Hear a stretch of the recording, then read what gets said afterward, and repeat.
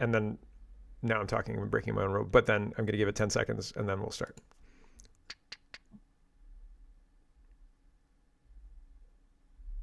Oh, look at that. We're on Facebook too. Facebook wasn't working until I just changed it. Okay, we're good now. Okay, hello everyone. Welcome to our Thanksgiving special of Speaking Moistly. No, not Speaking Moistly. This is Kitchen Table Talks. What am I talking about?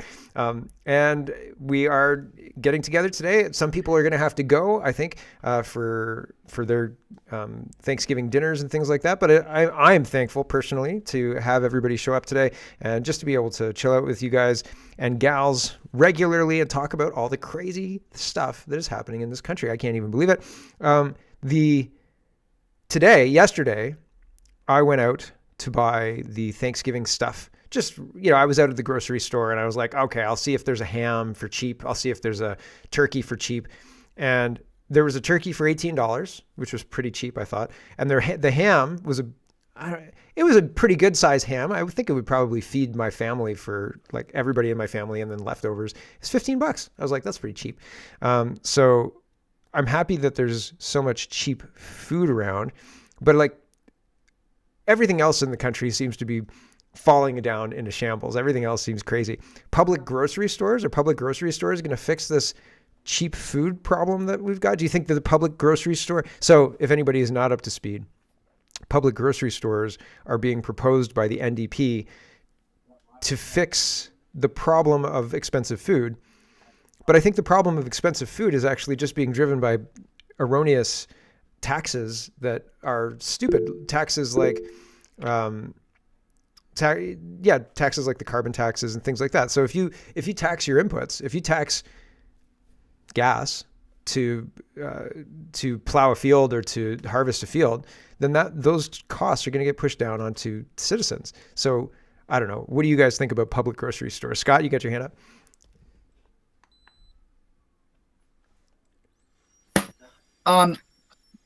Sorry, I got distracted by my daughter. The question was, what was the first thing that you said? You asked us our opinion about. My apologies. Just public grocery stores. Like there's so many. I mean, everything's falling down into a shambles right now. But I just want to talk about public grocery stores because the NDP are crazy. Undeniably, yes, that was it. Undeniably, the government of Canada has to nationalize some shit because right now, everything that we do is for profit and loss, and the profit isn't ours. The profit is somebody else's. The profit is leaving Canada. Mm-hmm. So we have to nationalize some things. It's undeniable, but people don't want to nationalize things because it smells like communism. And the second problem is the crew of idiots and corrupt crooks we got now in charge of anything more than what they are is just more of a speed on the jet plane to hell. Yeah. So the fact of the matter is the only way that we can get a good deal is if Canadians do it for Canadians, but the people that are in charge of Canada right now aren't competent to do that. No. Well, look at healthcare. Thank you. Yeah, well, no, I agree with you. Look at healthcare. They're trying to make us use government healthcare. That's the only thing you can use. And we have people in the tens of thousands, maybe hundreds of thousands dying on wait lists, maybe more. Right? And like, that's not very good. The government can't create, you know what Phoenix Pay is, right? Every business needs to figure out how to pay the people who are using the business, or who work for the business. If you can't figure out payroll, you probably shouldn't be in business. And our government has screwed up payroll. What's up, MC? Our government has screwed up payroll for the last decade. Harper brought it in 2013, 14. And then by 2015, when Trudeau took over, it was a disaster, and they've just thrown money at it since. And I don't think it's been fixed. Has it been fixed? So these people who can't do payroll and who can't do the basics for basically anything are like, listen, don't worry. We're not going to screw up the foods. Like the healthcare system screwed up. The food system going to be screwed up. And the other part is they're saying that we can. You're saying that we have to nationalize because we're destroying our credibility on the world stage. The world's changing. It's cheaper for us to get mushrooms grown here than it is to get mushrooms grown in China, maybe, I guess. But all of the policies that are domestic policies in Canada are harmful to businesses, right? Like if you're a mushroom farmer you're like, listen, I'm not staying here because I'm pretty sure pretty soon it's going to be taken over by the same people who took over the trucking industry, right? Like, or Amazon, right? Like it's not going to be something I can pass down to my kids. They're going to buy me out and or put me out of business. And so, and the government's going to enthusiastically encourage that because the mushrooms will be half the price or something, right? At the grocery store, that'll be that. At their public grocery store. It's ridiculous. It's very, very scary. Thanks, Scott. Peter. It's funny you mentioned the Phoenix thing because Ron, the big guy that does the mortgage talk on YouTube, Yep. and he's a riot. He was talking about, of course, Revenue Canada wants to now do your taxes for you. I saw that, yeah. And he says, yeah, right. And he says, we know how efficient the government is. And he used the Phoenix pay system. He says it was 9 years ago that had been initiated. It still doesn't work. And I think the cost of it is up to almost $2 billion. Yeah, it's ridiculous. They just throw money at it. Yeah. You know, why didn't they just go to, ADP or Royal Bank that runs payrolls for huge corporations? And anyway, he goes on about how, what does Revenue Canada have, like 52,000 employees or something? And they say, oh, it's going to save money. But he says, you can bet your bottom dollar that they're going to say, well, we can't do it. We either need 20,000 more employees, or maybe we'll get a contract with Brookfield or Dominic Barton, then they can do it. The other aspect of having the government do your taxes, it's like if I get H&R Block, or if I have like an accountant do my taxes, because I have a business, right? So I have an accountant do my taxes, and like every so often the accountant calls me and they're like, hey, I have a question about this. Do you have the receipts for this and this and this? You have investments here. You have investments there. Do you have the something or other for the form for the government? I'm like, oh yeah, probably. And then I ask somebody about it, and then I get that back to them. So if the government's calling me and like, listen, we know how much you made. We know how much blah, blah, blah. Do you have any investment receipts that you want to submit?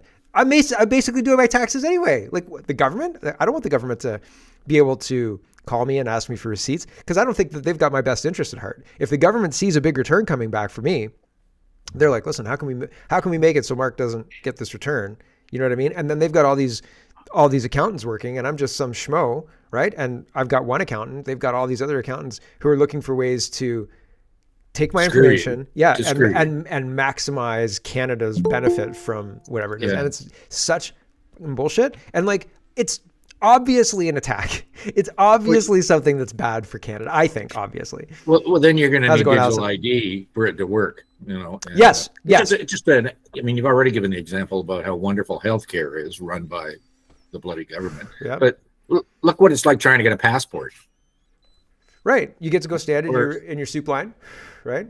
And maybe they can combine the passport store and the grocery store. You come in and get your public groceries and your public passport.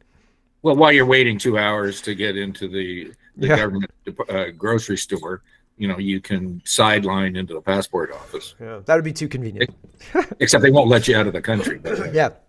The passport office is actually for interprovincial travel now. No external travel for you. Thanks. Or your 15-minute city. Yeah, right.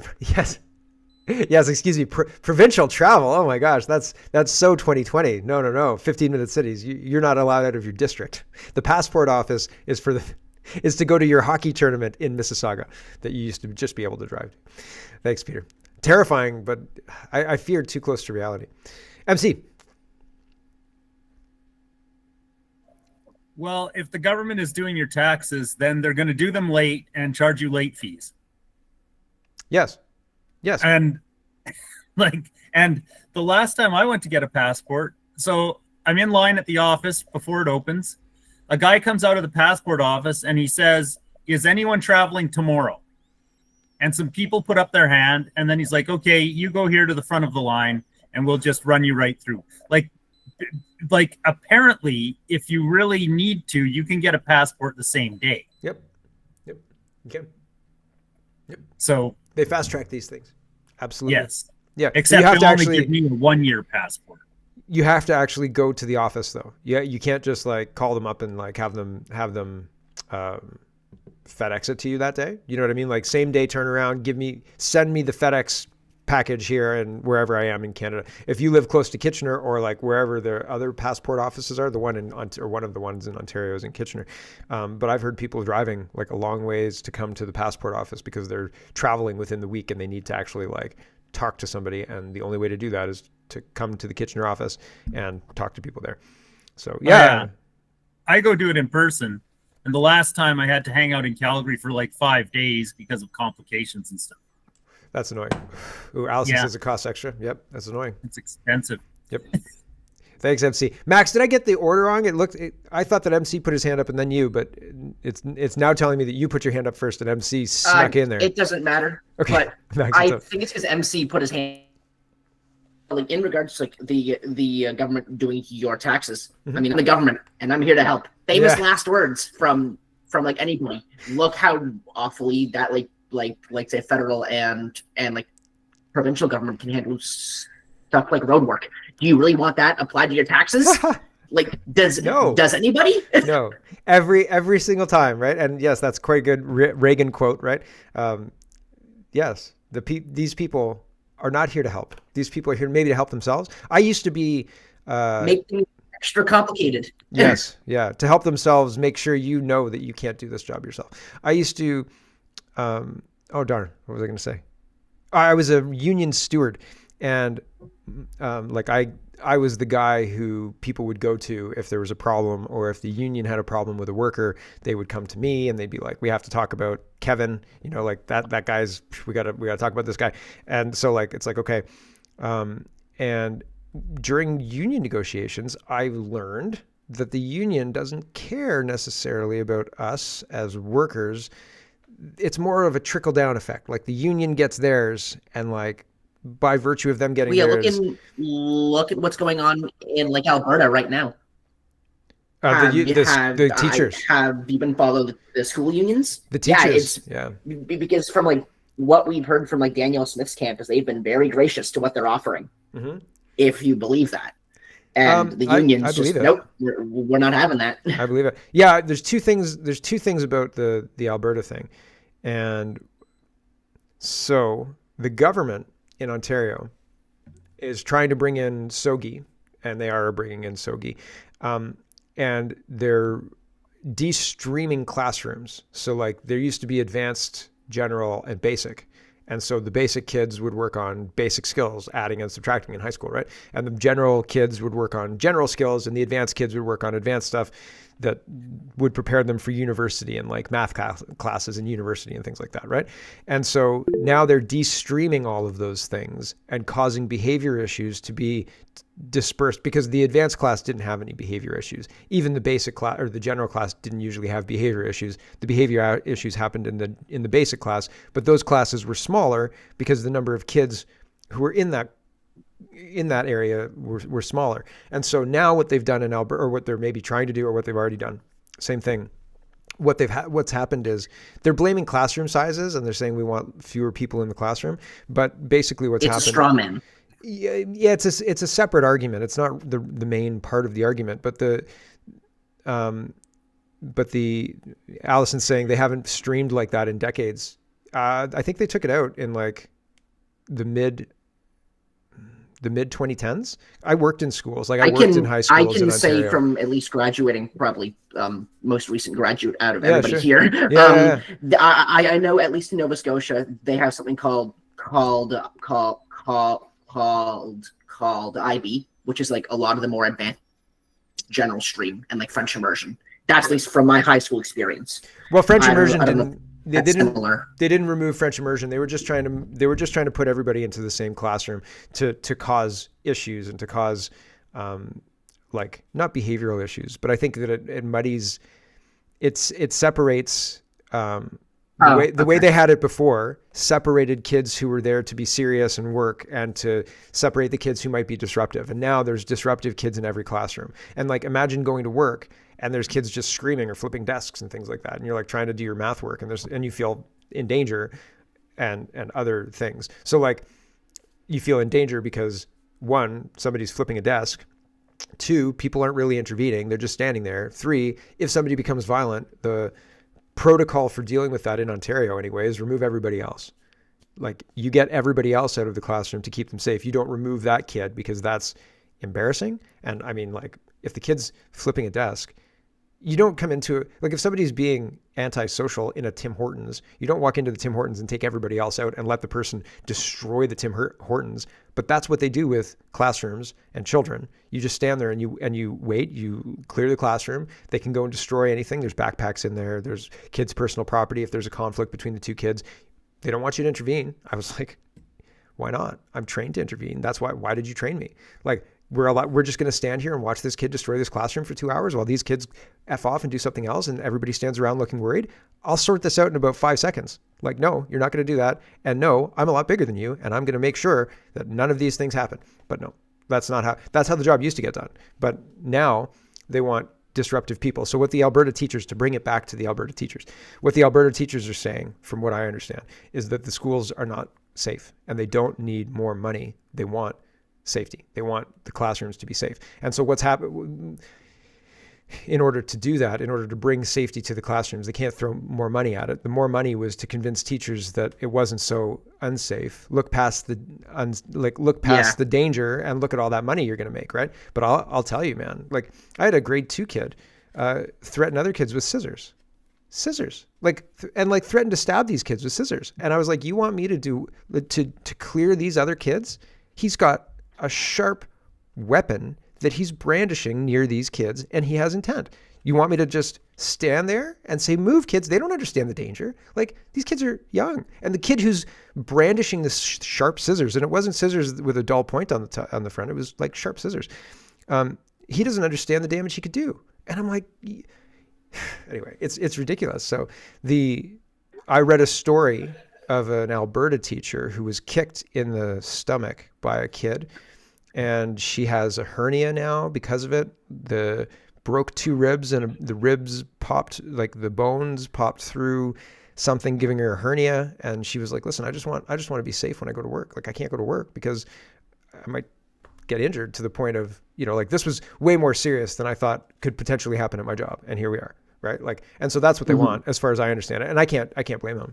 But at the same time, and like, the only reason I brought up the like political side of the equation is because we know, like, throughout the countries, that these unions are leaning in one particular way. That's and that's obviously to the left, and that's the only reason I brought it up, is because it's just another example of this. Yep. Yeah. No, makes sense. In a sense. Thanks, man. Max. Yeah, man. MC.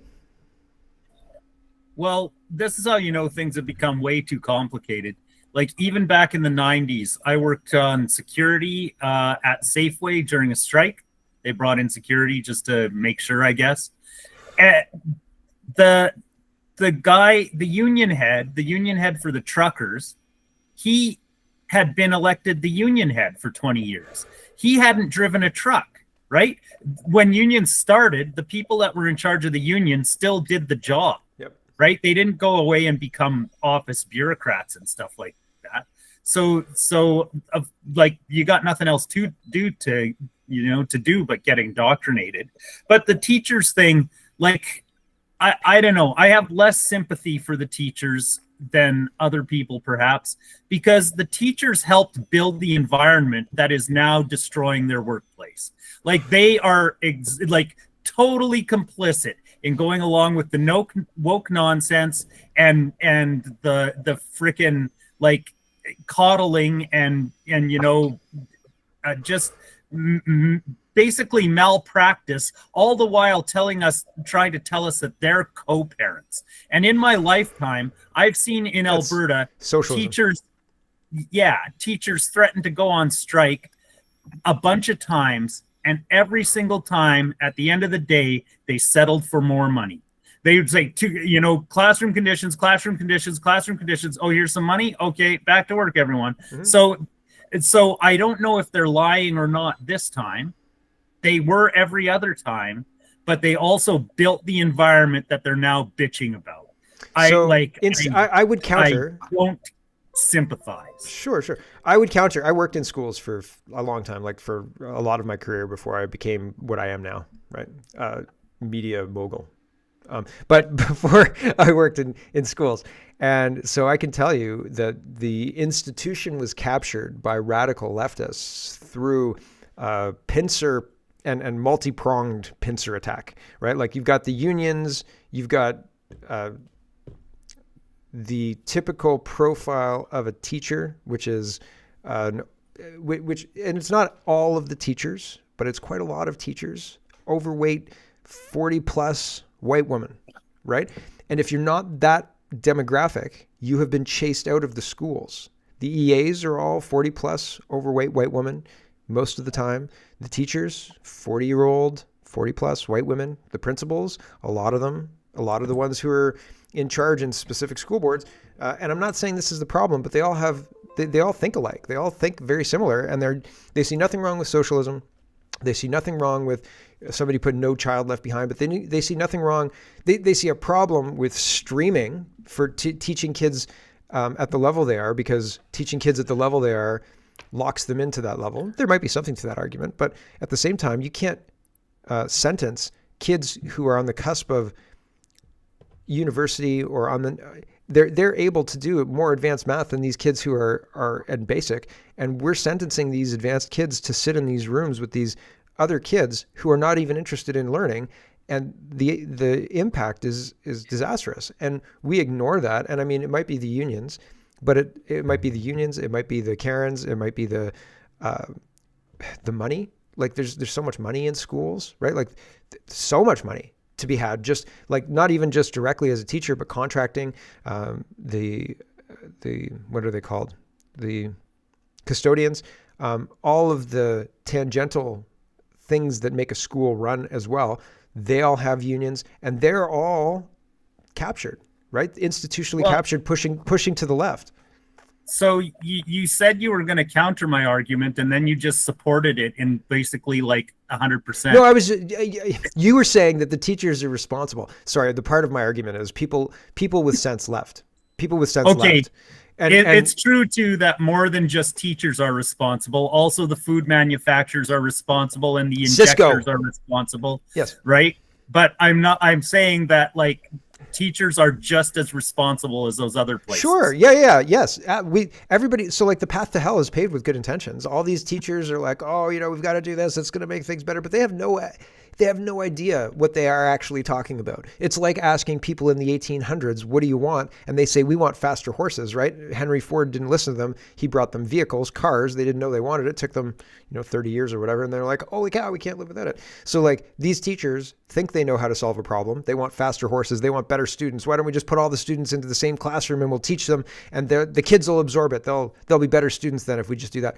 And their idea doesn't effing well work. And the reality is we understood how to educate our kids better in the 90s and the 80s than we execute now.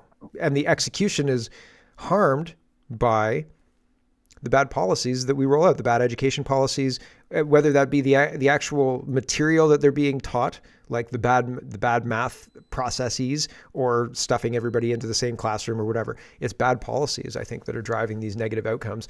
And the bad policies are required by DEI. And so the union's not going to actually really put up a fight against it. And the school boards, that's what they want. They want the DEI. And the Danielle Smith, what's your game, Danielle Smith? That's the only question I have for Danielle Smith. So, yeah. Well, yeah. And none of the policies that they come up with, none of the new ideas that they come up with actually work. Like I kind of think now that the only reason, like, it's like an excuse to continue pursuing an academic process, like the improvement of education, that you're not going to get any more improvement out of it. Right? You figured out way back in the 70s how to teach kids to read and stuff like that, or the 50s even. Mm-hmm. This is how you teach them. There's a lot of repetition in a lot of cases, because some of this stuff you just have to memorize, and then after that you go and learn more stuff. But now if you have, like, someone's a professor of education, they're sitting there thinking, how am I going to make education better? Well, maybe you're not. Yep. But now you have a big industry about it in universities, right? And you get to have, like, give all the teachers a day off every couple of months to go to convention. Indoctrination. Yeah. Well, and are they required to go to that? Because That's what PD really? is for. Yeah, that's what PD is for. PD days Yeah. are for. Yep. Yeah. So they actually have to go and learn all this crap that doesn't work. Yeah, but oftentimes they're not engaged because nobody demands, and the ones that are engaged are the ones who are the brown nosing, like the worst of the worst Karens, right? Everybody else is just there for the free lunch, or at least that was what me and my friends were hanging. Like I worked for Catholic board, and there was one day like some PD is done for training for, how to work with difficult kids, but the only training you ever got was autism. Everything was autism. You could only go to autism training, or like teachers in services were different. Like you could develop skills to be spec ed teacher or to be spec ed certified. Like teachers had different options. But for me, when I was working there, PD days were one of two things: autism in service, or like WMIS, things like that. Like all that like kind workplace of safety, first aid. I would that be kind of on the stuff. phone so loud, like I like. No, you'd I have don't know, speakers. call- No. They Call bring my in. mom and put her on speaker or Yeah. something like that. No, But I don't care. In the audience, Yeah. hey mom, Yeah, how's what's it going? going on? Oh, No. it's fine. No, And then you if they get- take my phone away, you I'd get get a trouble. pair of sharp scissors and freaking brandish them. Yeah. I like the tag. Good one. But yeah, no, it was, and the other thing is, because it was a Catholic board, religion. And so there was one religious day, and we went so the morning you had to be at your school, the regular start time of your school. Everybody had to meet at the central place. And I can't remember where it was, but I think we rented it out. Like the school board rented it out. We had to meet at the central place at 10. We were going to be there for a service until 12. 12 till 2 was lunch. And then 2, you could go back to your school until whenever it was dismissal. And do you think anybody went back to the school? Probably not. I don't know. I definitely did. But most people went for lunch to like somewhere out. Everybody went for lunch just to hang out. like different cliques here and there. Just went for lunch. Like the people that you knew, like all the youth care workers would go out for lunch. All the EAs would go out for lunch. Like, and the good ones, right? Like the people that you like, not the ones who are And so, and then after that, you'd be like, okay, well, we'll see you back at school. Wink. And then somebody would text you and be like, oh, I'm going to stop somewhere. If I don't see you there, sad we missed each other. It's like, okay, well, we'll see you later. And so it was people didn't buy into it necessarily, but it was always there, just being like, and then at the beginning of the year, there was always a religious one. And then we couldn't screw around with that one as much because it was actually in your school and your principal was like watching you. So you had to actually like participate. It's crazy. But like the PD is all about indoctrination. And yeah, the schools, I worked in schools for a long, long time and I enjoyed it. Like when I worked in the schools, I enjoyed it. But now that I'm out of that environment, I don't think that I don't think that it offers as much as most people think that it offers. I think that it's like a false social petri dish that as soon as you leave it, nothing exists like that ever.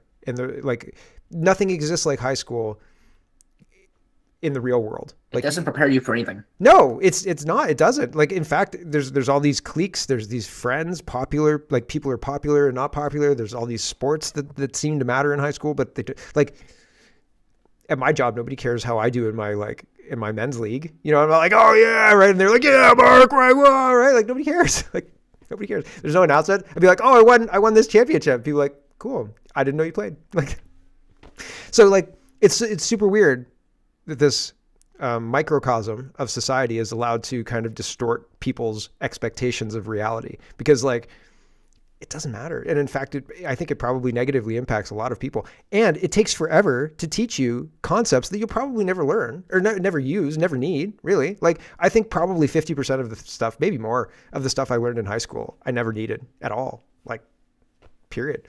So yeah, I don't know. I liked high school because there was access to a lot of different girls who seemed interested in talking to me. And so that was really like, that's it, man. Like, there's a lot of selection here. This is a good place to go. That was it. You want me to do this Open work? market. Yeah. I enjoyed it for that.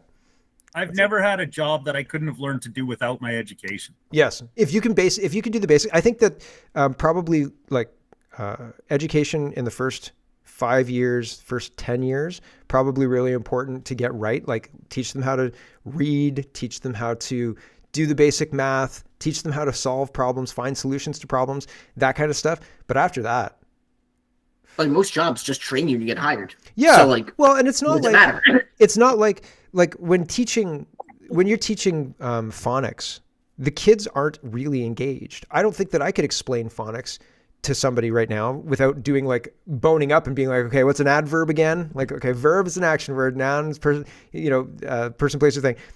What are all these other parts of speech? I couldn't teach somebody. I just do it because the English language, I'm immersed in the English language, and I enjoy listening to other people who use difficult words. And so my vocabulary increases. But like the kids who are being like forced a phonics lesson, I'm not saying it's useless. I'm saying it's not as impactful or effective as you think. And like if 50% of those kids take that lesson and like really adopt it, that's a huge win. And so like, what are we really doing here? It's a housing place. It's indoctrinating kids, I think. Another example is like schools don't like at least from my experience, they aren't teaching cursive. I can say that for sure. Yep. And I'm trying to like learn cursive now because like, I just was never taught it in school, and I didn't see the importance of it until like latter half of high school. But even latter half of high school, I didn't really have a lot of free time. Yep. So I'm trying to learn that now, and it's shocking that like a lot of people my age don't know cursive because we just weren't taught it, and like nobody really thought to like teach it if that makes sense. Yep. Yeah. And it's weird because there's a lot of things that are written in cursive, and like if you don't know cursive, you just can't read it. I've seen, like, I've talked to kids that my kids know, and I showed them, there was a cardboard box with writing on the side, and I was like, "What is I this? can make out some cursive, but What I'm does not this say?" like Right? It's hard. I'm not adept at it. Yeah, but it's like, what a disadvantage that we're giving our kids. Why? That Yeah. we can teach them how to speak the language, we can teach them how to print the language, How but are we you? can't teach them how to read cursive, and we can't teach them how to converse in cursive. So like there's a whole 1/3 of the aspect of the language that we're putting the youth of today at an extreme disadvantage. For what purpose? To make the teachers' lives easier? Like, dang it. yeah, it's weird, man. What was the brain power behind getting rid of cursive in school in the first place? It was there my whole life. I don't know when it was removed. Maybe Max would know. I think it was There last was 15 one years. teacher when I was in grade 3 that went out of her way to try and teach us cursive, but but like that was just so many years ago. I don't remember it. She like went out of her way to like try and teach us, but that was her own thing, and that wasn't like a school thing. That was just her. But I don't remember any of that just because of how long ago it was. Yeah, it has come back. They have started teaching cursive again, but it is a lot of kids have been falling through the cracks. So yeah, it's pretty concerning. One thing that did come back in Nova Scotia very recently is there is mandatory O Canada every day, every school. There is no ifs, ands, or buts. In English? No, Arabic. I think No, English Indian. and French. Indian. I've not heard of any Pakistani, Sri Lankan, Bangladeshi, Chinese, any of that. It's English or French. Predominantly, most of Nova Scotia is English. There is a section, the French coast. I'm sure they only play French up there. But that was just passed last week in our shortest provincial sitting of 8 days. Yeah, Houston's terrible. Nice. Oh, Timmy the Tyrant. Yeah. He's terrible. Well, I guess everything's settled now that they've got that national anthem thing sorted out. You Yep. can go back to bed, Nova Scotia. See you next year. Yep. Yeah. You can go in the woods and you can listen to your national anthem. Shut up. So what about changing gears a little bit? We kind of started talking. Digital ID with a steel chair. Yeah, right. What do you guys think about C8, C9, C2? Again, I hear that C2's been split. So C2 is going to allow them to read your mail and internet history, internet browser history, and things like that without a warrant. C8 and 9 are, one of them is a symbols hate bill. I think C9 is the symbols hate. So if you post a symbol of a hate group, a designated hate group, it's on some list. I don't know what the list is, but it doesn't include Antifa and it doesn't include the Rainbow Mafia. So it seems to be targeting one side and not the other. It's not hate per se. It's hate of certain groups, because the LGBT agenda, the LGBT mafia is covered under, they're a protected group. So if you hate on them, then that's a crime. That's like speeding in a construction zone or something like that. Well, it's got to be clear, though, there's no such thing as hate speech. No, of course there isn't. It's insane. Only speech it's that insane. certain crazy people hate. Yeah, like or certain leftists. Well, it's all about perspective, right? Like saying that somebody who is identifying as trans cannot be a trans person because nobody can actually change their gender is not hate speech. It's just plain factual biological speech. Or there are no dead Indians at the Kamloops residential school. That's factual speech. Like, that's not hate speech. And it depends on your point of view, right? If you're like, and I was asking this on one of my other shows. I can't think of something that if somebody said, I don't believe that happened to you or your people, if that would bother me. I don't think that there's anything that would rise, because like other people's approval of my victimhood is not it. I don't care. Like, I don't give a shit. Is that weird? And like, do other people care? I don't care. Like, I just don't care. I don't care. Is that weird? We have a shortage of ECT suites to put these people in to bring them back to reality. Yeah. No, they don't exist anymore. They got rid of all the asylums. It's ridiculous. So, well, I had seen something at work this week. There is a couple of new Canadians, you want to call it, at the job. Mm-hmm. And they were speaking their new Canadian language amongst each other in a training session when they were being trained by an old stock Canadian. The old stock Canadian just graciously said, "No, we're speaking English. This is a training session. I don't need the wrong things being told between people." Mm-hmm. Right? Especially when you're on machines that, you're making things, you could lose a lot of money really fast, put it that way, and you could hurt people really fast. And all of a sudden, because this was said, now all of a sudden the police were called. On the guy doing the training session. Hate speech, and the old stock Canadian, he said it pretty fairly and honestly. He's like, "I don't know what you're talking about, and this is a training session." And in the end, if Bill C8 and C9 were passed, would that be a $50,000 fine or crime now? Would that have person for being actual and factual saying, "I don't know what you guys are saying. Like, this is a workplace. We're trying to be professional. We all know English, so why don't we just speak English?"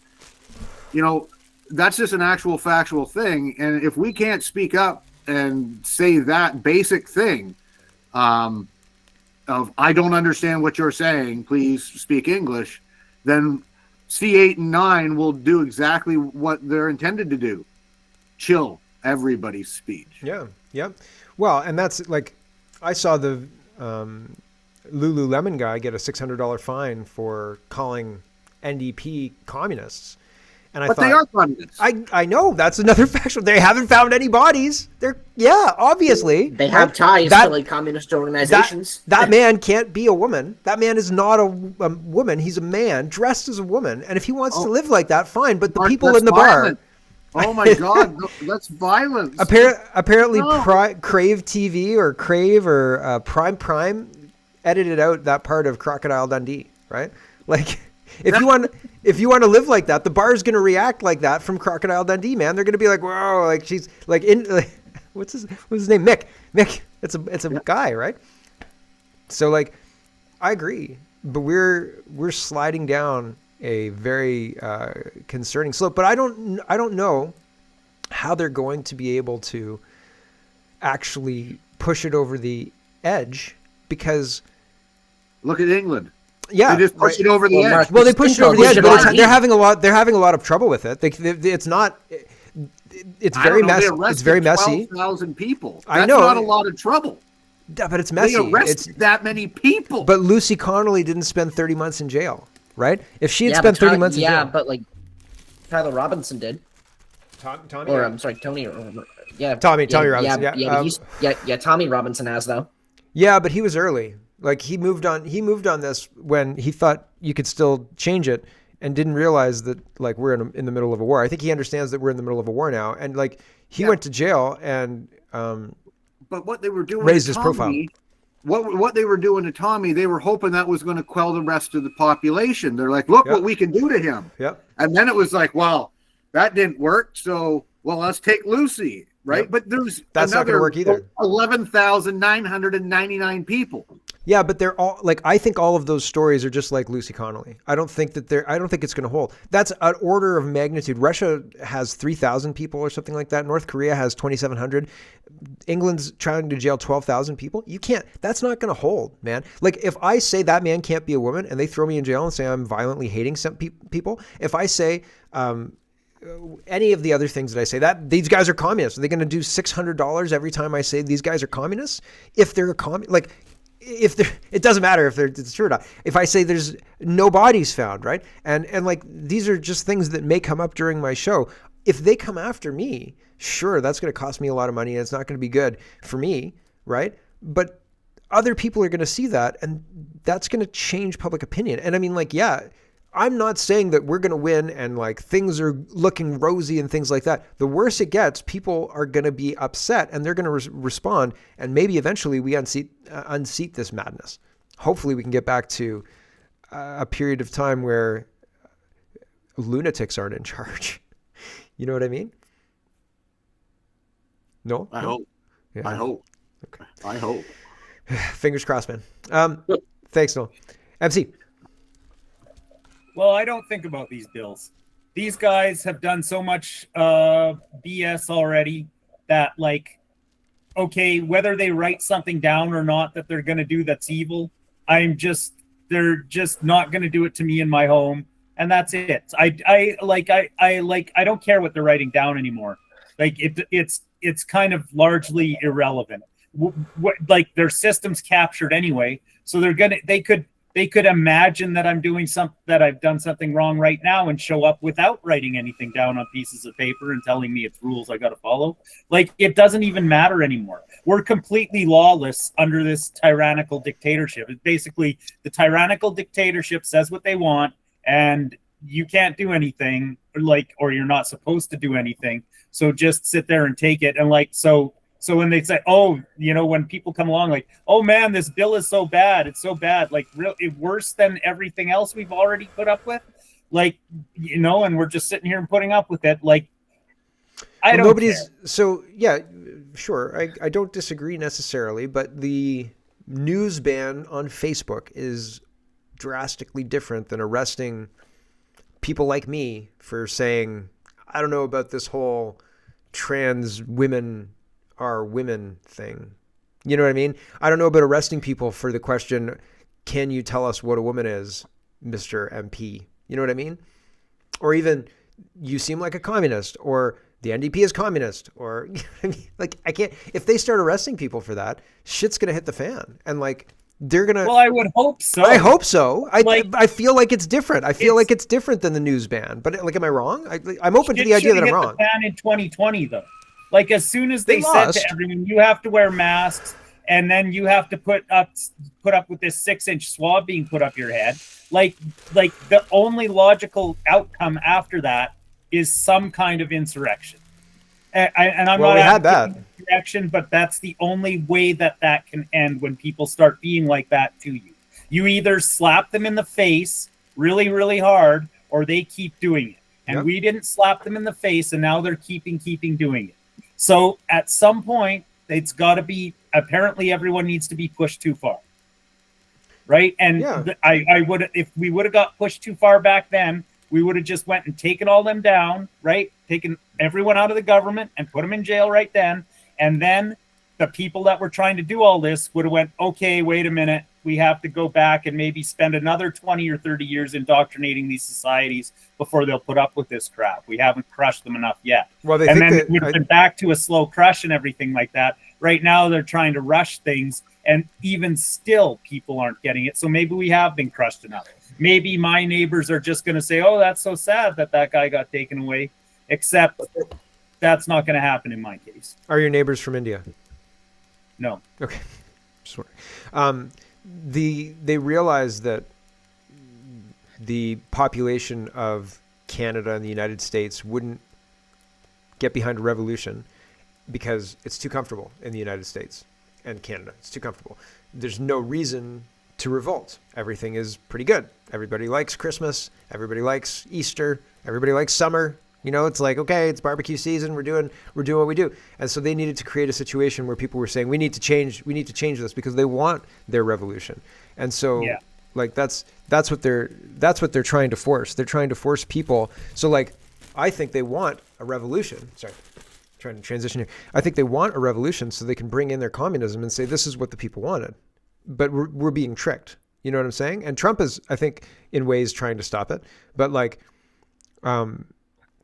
fundamentally, if we bring about this revolution that we keep getting told about by, you know, media and all the rest of it, I think that the powers that be are going to use it to make us more communist than fix the problems. It's going to be whoever ends up running the revolution has to be someone who is cognizant of all that and recognizes it and goes like, you're proposing what? Okay, you have to go stand by that post. We'll be with you in a minute. Push the big red button and then they fall down. Yeah. Yes. Stand within the yellow. Or it's like in Shawshank where he lights the cigarette and then right. Yeah. The guy who's got the evidence that would exonerate Andy Dufresne. Yeah. Got to get that guy killed. Get him gone. Okay. Sorry. Yeah. Spoiler alert. That's it is definitely something people may or may not recognize, notice and allow themselves to be taken over or not. So you can hope not. I hope not. But it's what they're not stopping, and so that's what's got to happen. I feel like you talk about if we had arrested the people and demanded accountability and all the rest during COVID, then maybe they wouldn't be trying this again. Maybe not. I feel like, as I've said before, there's 3 levels of control, and we don't see the top one because we're not supposed to see the top one. And so like, if we, independent of the top one, pretending that the top one didn't exist, took control of the middle one, right? The bottom, the society rises up against the leadership class. I feel like the leadership class would retaliate. The people in the level 3 would retaliate, and they would retaliate in such a way that would either decimate our economy, or we would have constitutional crisis, or we would have multiple crises, or we'd have a war, or we'd have an economic crisis. The value of the dollar, like the value of the Canadian dollar, would just tank. Something would happen. And like, unless you were attuned to that happening, you wouldn't be able to counter it. You know what I mean? Like you're focused on this problem and all of a sudden your wife divorces you and you're like, what? You're like, what? Like, this totally knocks me off, right? And so that's what I feel like. If we were like, we're focused on this problem, all of a sudden we'd have 10 other problems that would just absolutely decimate our country. And then the IMF would walk in and be like, what's up, bitches? And the people in charge would be so stressed because they were expecting one problem and what they got was 10 other problems that they'd just be like, yeah, you can have it. I don't want it. I think and they're not shit shocked that Trump's being able to manage all this, but I think they're shit shocked at what Trump's been able to counter. But maybe I'm wrong about that. I don't know. No, that's an interesting point. I don't think that would be enough. We need to understand the battle that we're in. We need to understand the field before we go take people out of it. You know what I mean? Because if we take people out of it, we might just be creating a situation where we're collapsing something that we don't intend to collapse. And then chocolate cereal's gone. Oh, I'm more of a blunt trauma type. So I would just interrogate level 2 until they spill the beans and they tell you where level 3 is. I don't even know that level they understand. So like when some do, some don't, most don't maybe know what's going on, and right? But some enough do. Like Carney knows who his Oh, Carney boss is. knows. I think Carney knows. Yeah, I think Carney's a capo. Carney's a senior level fixer. He came in to fix what Trudeau couldn't get through, right? Like Trudeau got screwed up. This should have been done. The censorship laws should have been passed by last year. The powers that be wanted the censorship laws in place now. They didn't want to wait. They wanted Trudeau to get it done last year. But Poilievre gummed up the parliament. Poilievre gummed it all up for them. And like he did it procedurally. He did it with the help of the speaker. The speaker was handpicked by Trudeau. So they blamed the overlords blamed Trudeau, and they brought in Carney to fix Trudeau's error. Okay, that's in my opinion what's happening. But when I talk to all of anybody, really anybody in who covers politics and stuff, they don't want to talk about this kind of stuff. They don't want to talk about the three levers. They want to pretend that it's just two. And people who are in it, people who are backbenching MPs, people who are cabinet ministers and things like that. I haven't talked to cabinet ministers, but listening, or even CPC shadow ministers, listening to their rhetoric, it gives no indication. And I haven't talked to them personally. I'm not trying to misrepresent. I don't talk to these people. I don't call them up and interview them like that. That's not what I'm doing. I'm just watching what they say, watching their speeches, watching what they talk about.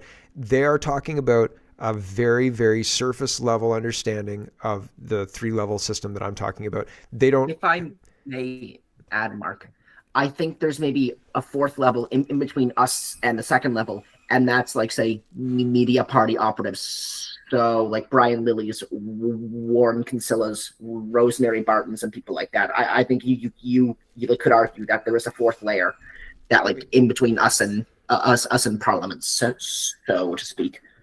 Yeah, It's like there are handlers. They're the media handlers. Exactly. Right? Yeah. They are an intermediate level. Yeah. There could be handlers. I wouldn't doubt that there might be handlers here and there, and the handlers are just there to make things smooth, tell people what to say. And I mean, like, a lot of people don't like public speaking. A lot of people like, oh, I got into this whole thing because I wanted to write policy. I didn't want to publicly speak, but now I have to say these things on the floor, right? So like a handler could be somebody who's just a support person for that person, like Amanda Alvaro or something like that. I think it was Chrystia Freeland relied heavily on Amanda Alvaro, and Mary Ng as well. They did media training and all sorts of other stuff. And like that could be a handler. But fundamentally, I think that if we don't have a strategy to address all of it, then we're going to lose, and we're not going to understand why we lost. Right? Because I think we don't understand even the game we're playing right now. A lot of people think it's just a straight. A lot of people think that if we just vote for the Conservatives are going to fix this and everything's going to turn around, and everything's going to be great. And I think fundamentally again that's incorrect, because their assessment of the playing field is incorrect. I think that there's a uniparty. The uniparty pretends to fight against each other like wrestling, and they sell that show to people like us, who then have to vote for one of these two people, and the winner is supposed to be obvious, and people who vote for the bad guy are supposed to be heels like the bad guy, right? So you either vote for the baby face. I think it was Noel who told me the wrestling term.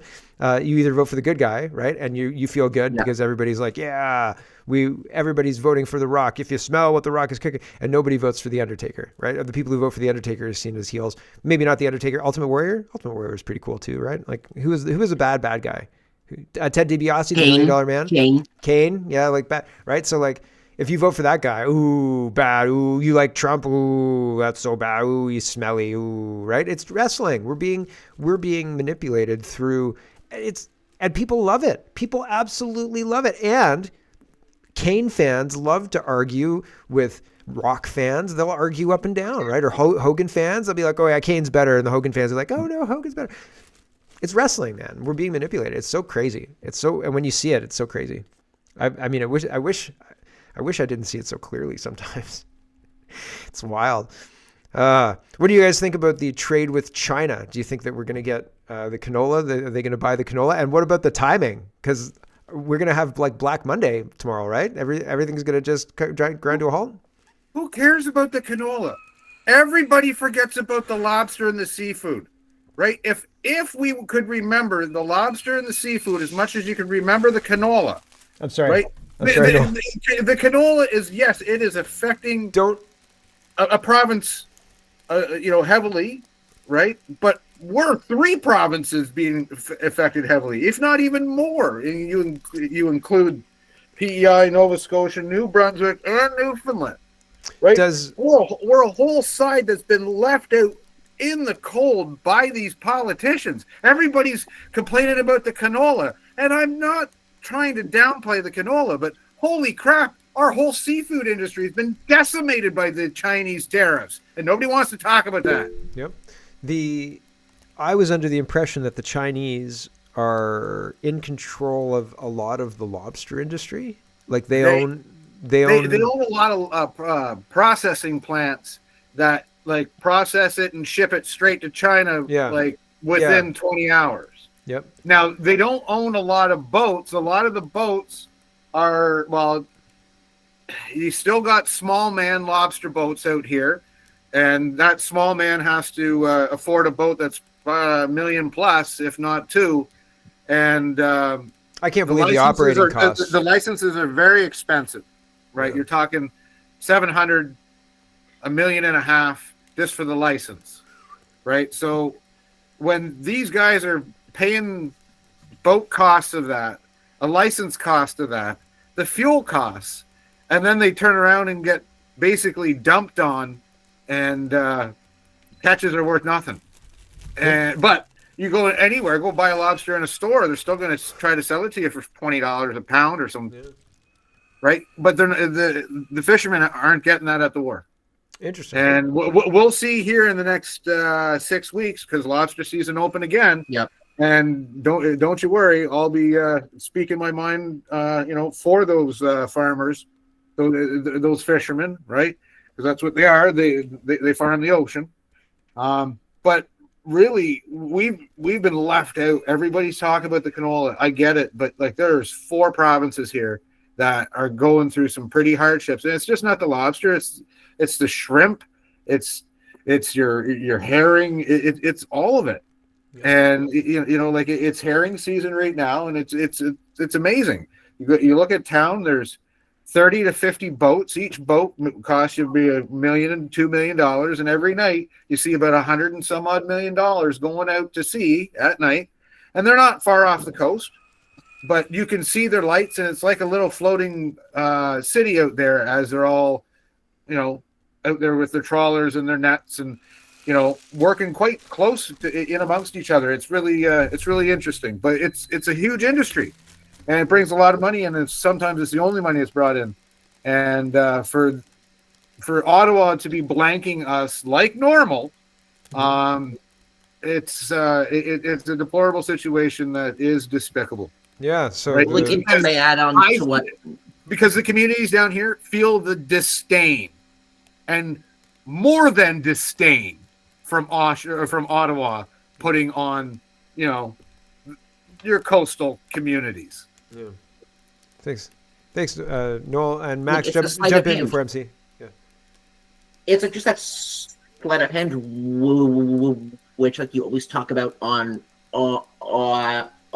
your show, Mark. Like, look at Ostrich Gate down in BC, but all the other problems over here. It's just the same old magic trick, and we're falling for it. Yep. Like I'm not saying like ostriches and like canola. They are obviously important issues, but we're just missing so much because we are focused on these 2 things. Yeah, and I feel like the chat's talking about the ostriches as well, right? Everybody's talking about ostriches, and I feel like the ostriches are a distraction. It is like they want the ostriches to take up the air in the room, while other I have to feel like it's play out. justice. I'm not saying I don't, but there are other things going on. Oh yeah, I mean, like, I don't want the ostriches to die, but I also don't want the medical. I also don't want the idea of the only way to deal with birds who get the flu is to kill them all. I just think that's weird, and we should talk about that. But yeah, there's so many issues. There's so many other issues. It's wild. Thanks, Max. MC and Noel. Well, canola is not good for people. Like, people. I hear you. Yeah, I know. Give it to China for free. The food. Okay, hold on. I have to. The food. Give it to China for free. The food professor pushes back, and so like he pushes back, and I just want to tell you, because not that I feel bad about it, because I don't know what the truth is. I've seen the same things that you've probably seen. It's like motor oil, and humans shouldn't consume it. And I use olive oil. I don't use the vegetable oil if I can help it. Although some cake batters ask for vegetable oil, and I haven't used olive oil instead of vegetable oil for fear of changing the taste. So it's one of those things. But I worry about that. But I largely use agree with you. Yeah, butter. That's a good idea. I should probably just replace it with butter. I don't know why I didn't lard think of that. sometimes. Yeah, that's a Cisco. Yeah. Yeah. Well, but- my brother made me some lard Oh, nice. See, when he slaughtered his pigs. Nice, perfect. See, right? Yeah. But I've heard that. But then I read The Food Professor. I've heard that, and I believed it. I still believe it, I think. But then The Food Professor went off on like this whole big thing. He was saying like this is one of the most studied food products in modern history, and it's an innovation, and we should be exporting it, and blah blah blah. So I think I agree with you, but it's just one of those things where I wanted to mention it. Sorry. Yeah, it is weird, but it also points out too how like the right people get what they need to make them want to stay in the system. Like the big farmers who are big enough to do a bunch of canola and stuff like that, they're not ever going to vote against like either UCP or NDP in Alberta because they don't want their subsidies to end. Yep, and that's the red button problem. Have you heard of that? No. Catherine Austin Fitts calls it the red button problem, which is we can end this madness right now. That one, yeah. Come and like 100 people in the room. Put your hand up if you'll come and push my red button, my pretend red button here that will end all of that. And we can build on from there. But nobody will. One little thing, so I can't. Everybody in the room, there's one person who put up their hand, and she said, "Okay, so everybody else, why won't you come and push the button?" And basically, it boils down to they put $1 into the machine, and they get $1.10 back, and they don't want their $1.10 to end. And that was it. That's the end of it. And so if they push that button, they know that ends it.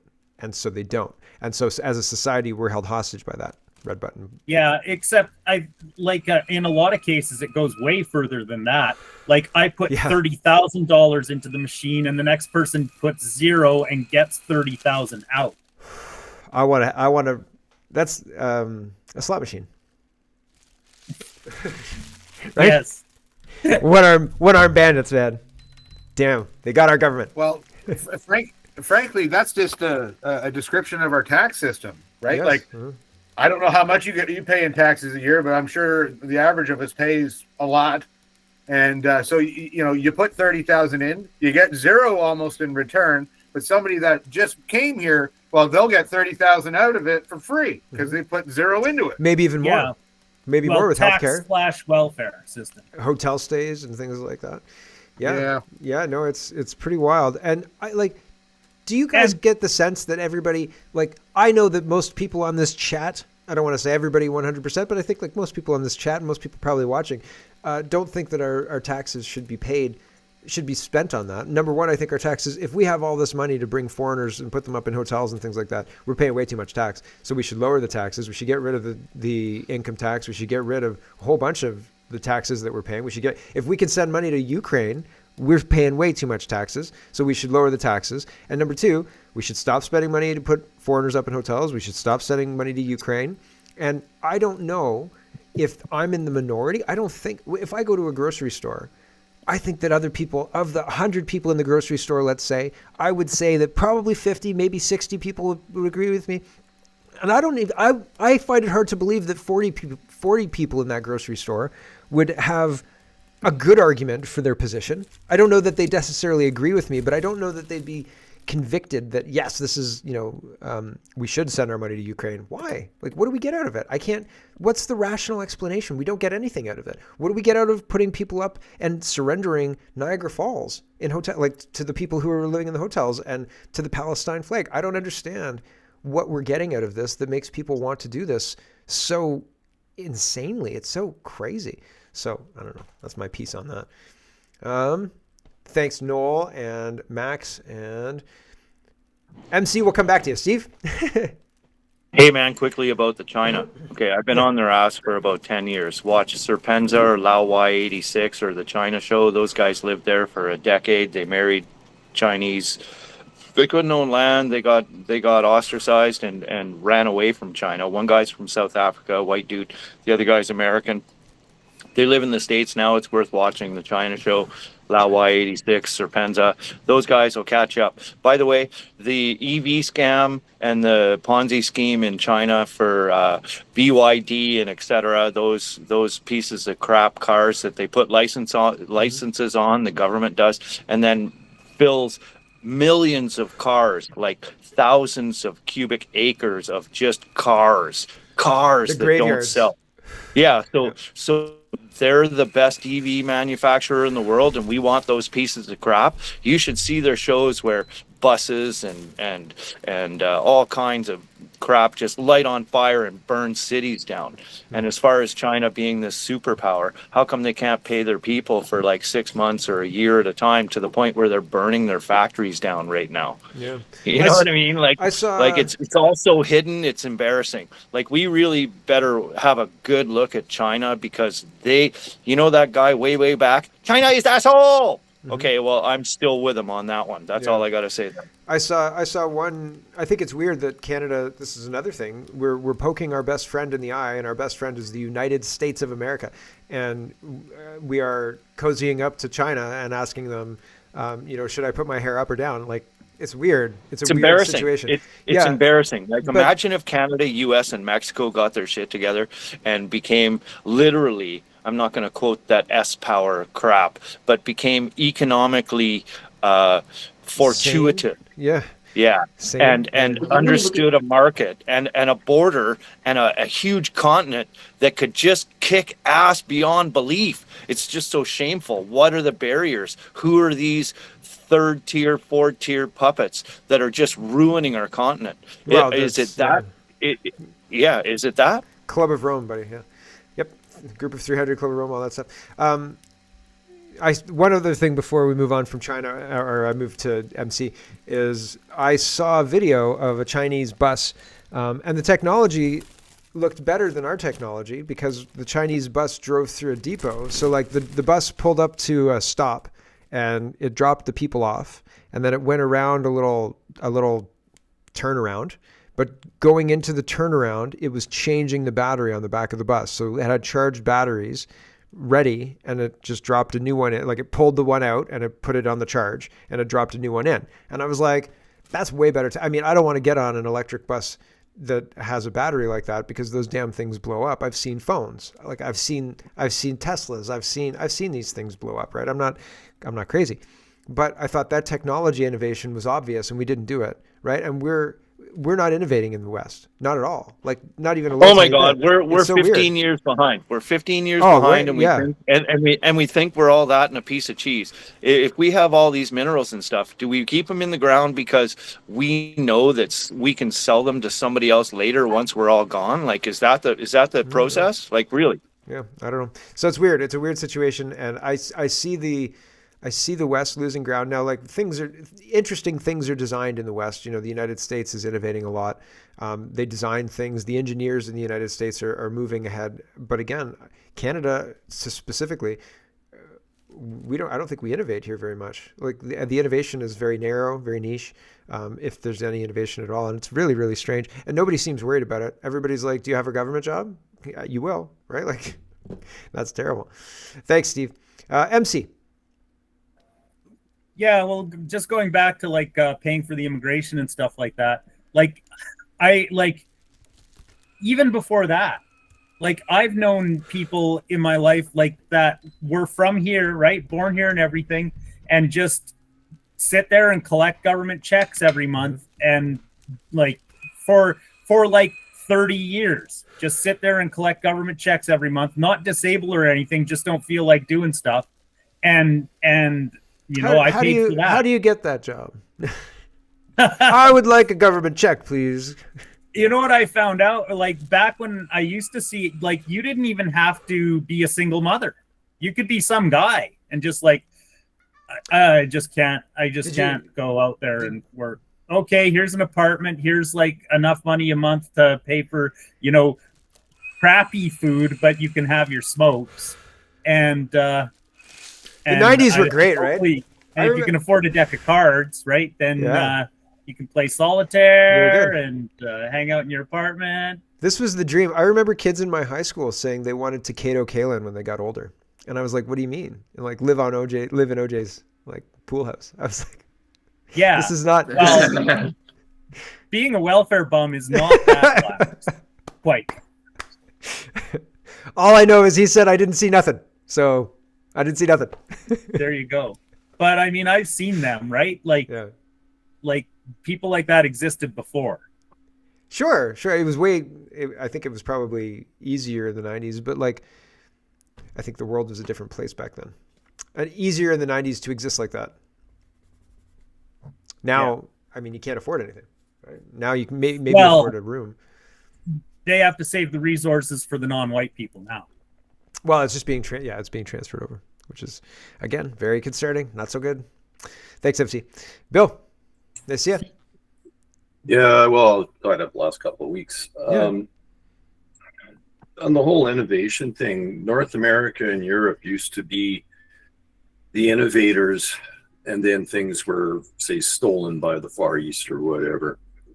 All that's happened now, and even like on the whole canola thing, is the whole emphasis on deep frying your food and doing this and doing that and cooking with garbage. Like if you want to cook stuff, use butter. Like, you want to bake a cake, use Good butter. point, man. You know? I do use butter most of the time. Yeah, but the thing of it is and even with the innovations, even the modern innovations that say the Far East has, in tallow, it's because we become a consumer society. There are still innovations taking place in the States, but usually those are more weapons. And again, as much as people don't like war, most of the best innovations and the greatest innovations have taken place because of the military. But all in all, the problem we have up here with all of this stuff is the people. We get the government we got because everybody sleepwalks into everything. Who's going to be giving up or using that extra time to do things or pay a few extra bucks for something that's, say, made in Canada or made in the United States? We've offshored all our business. We've offshored all our prescription drugs, components, and even the whole idea of mining. Until we get rid of the twats down east and change our system, which isn't going to be happening in the foreseeable future. All that stuff stays in the ground because of some notion of anthropogenic global warming or something, right? Yep. Nonsense. Yeah, That's Bill. our system that does it to us. This is innovation. This is innovation, right? I'm with you, Bill. Yeah. This is innovation, right? Got a nail gun who there. can use it? But who can use it? Well, but even beyond that, you can pay if, $800 for a nail gun. but at the same time, if you have, say, a downsizing of the federal government and their interferences into, say, all things entrepreneurial, then you will see things turn around. Then you'll see more tradespeople. You'll see an influx of things that you saw, say, when you look in the middle of the 70s when we had some recessions and that, and then we get up into the 80s and we had a bit of growth, and then Trudeau Part 2 tamped that down, or Part 1 tamped all that down. Then we come into the mid 80s even. We were still trying to recover from what the turd had been doing since 68 on, right? And then we started reversing that trend. Then yet another few terms of Liberals in, and then it goes right back down the crapper again. It's undeniable. That is a pattern that keeps happening. And what happens? It's pockets of individuals in the far west and the east that vote this crap in, but it's our system. Yep. When we have a parliamentary system like we have in this country, we're doomed. I don't I'm with think you, I Bill. disagree. Bill, I'm with you. I'm with you, Bill, and I love everything you just said. And it ties in nicely to the right down to the nail gun and everything. It's all top down funnel. I agree. Yeah, and there's no changing it in the foreseeable future. Yep, I don't disagree. I just realized it's 2:00. I hear movement, and people are like, there's a turkey cooking, so I have to actually go in and do some helping and things like that. So we'll talk to MC, and then we got to call it an end. So MC, thanks, Bill. Steve. Okay, well, actually, this is kind of a decent closer, I guess. Like when you talk about cooking with like butter or lard instead of oil, can you imagine how cheap our meat would be if we had to produce enough lard and butter to cook all the fries? Yes. And everything else? Like, it'd be great, man. cow. It'd be great. Yeah. We used to. Yeah, we used to, and food tasted better. I think back then, I loved McDonald's fries in the '90s, and now they're kind of there's like a moist, there's a wetness to them. There's something. It's not as crispy as they used to be. Like they are at first, but it used to be they were still crispy like hours later. Anyway, although McDonald's suspect.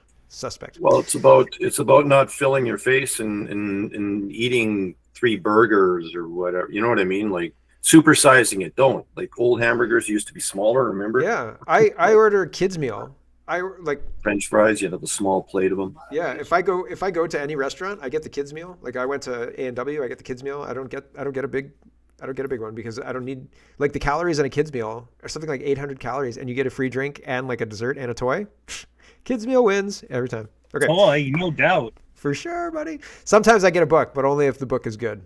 Goosebumps, for sure.